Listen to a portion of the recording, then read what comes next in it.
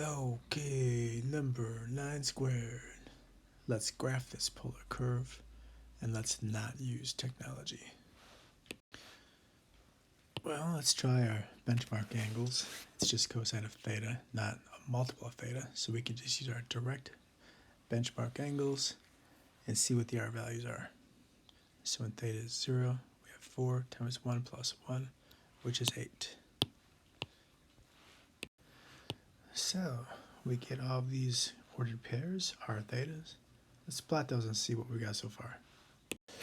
So we started here at 8, 0, it moves in this direction, and we land back at the origin after rotating pi radians.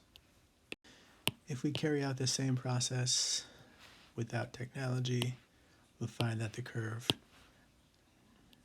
does the exact same thing but reflected vertically over the horizontal axis. And that's it for 9.4. I think we're number 81. We're just supposed to sketch a graph. There it is. Don't forget the arrows. All right, that's it.